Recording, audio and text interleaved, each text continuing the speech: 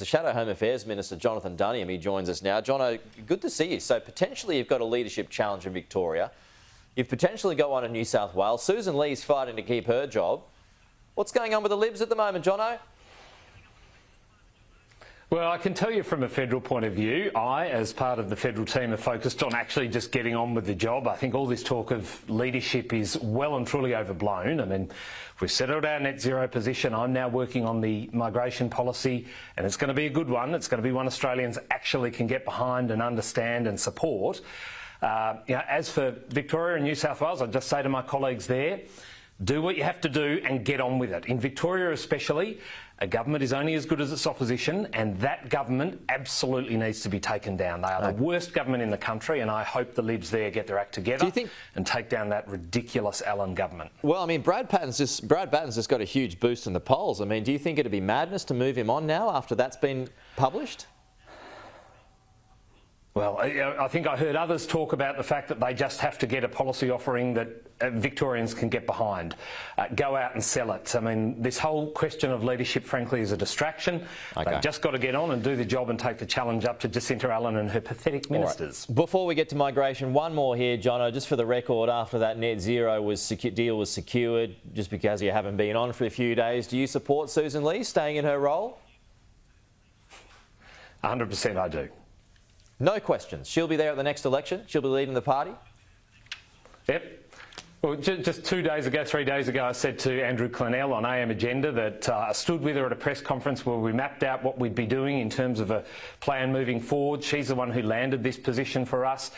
She is our leader. I support her. She'll be our leader at the next election. There's not much more I can say. Well, she's asked me to get on with the migration job, and that's what I'm doing. All right. Does everyone feel that way in the party? Because there seems to be a fair bit of discontent amongst some moderates now switching their support to Andrew Hastie since you spoke to Andrew.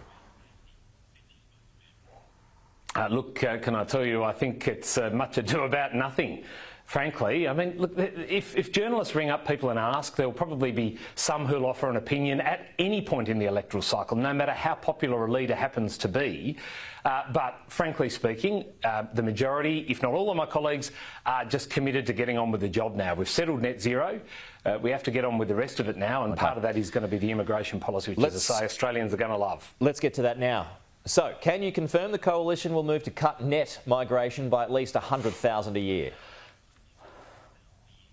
Well, our policy will see a reduction in numbers, but what we are going to do before we pluck a number out of thin air, and the government themselves have said there needs to be a reduction. And of course, as you alluded to earlier in the program, the most recent data suggests we're still 100,000 over the 10-year average at 316,000. So that sounds like a sensible number, but what we want to do first is work through some pretty basic elements of what Australia can do when it comes to bringing in new Australians.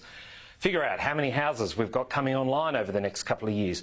Figure out with state and territory governments how their health systems can cater for new Australians. Figure out with state and territory governments how our schools can cater for immigrants that want to bring kids in and have them educated here. If we can't figure those things out, how on earth can you set a number? And the problem is with this government, they've been opaque to start with. We don't know how they set the number. They don't actually have a number that they want to publicise. And there seems to be no plan with regard to that. So we want to be open with Australian people.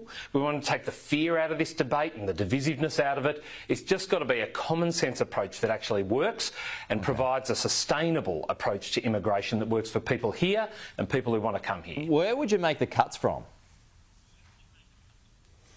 Well, again, we've got to do things probably in the opposite direction. We've got to figure out what Australia needs. When it comes to skilled migration, the skill sets we need. Any industry group you talk to say the immigration system is failing. It doesn't work for them. It doesn't bring in the skills they need. So we've got to reverse engineer this. We've got to figure out where the holes are, both in terms of skill sets and industries, but also geographically. Where in the country do we need to send people to bolster workforce? So we're not going to go about just randomly picking cohorts. We are going to go about figuring out what is in the best interests of Australia and work it back from there. Well, some cohorts have been identified in the piece in the AFR this morning, Jono. Foreign students, non-skilled workers and the humanitarian intake could be the targets. Is that right? Well, look, we'll look at all of the areas. I mean, there has been a problem with international students for quite some time. We know that there are some universities have filled their boots well and truly when it comes to the money making that comes out of international students, to the detriment of Australian students, and so that needs to be rebalanced. But I'm not going to pick cohorts here today and tell you how many or what. Okay. We're going to explain to Australians how we'll get to the number and how we'll do it in Australia's interests. When do you think that'll be announced, Jono? Well, I reckon in the coming weeks we'll see our party room have its meeting, have its say over the direction of the policy we're taking, and shortly thereafter we'll be able to announce to Australia how we intend to tackle this problem that Labor have just let drift. Before Christmas? That's my hope. I can't see how it is so complex that we can't get our heads around it in that period of time. It's important that we put a stake in the ground and start arguing things in Australia's interests. And just a final one, I'm just going to sneak in here. Do you support your opponent's decision to kick this South African neo-Nazi out of the country?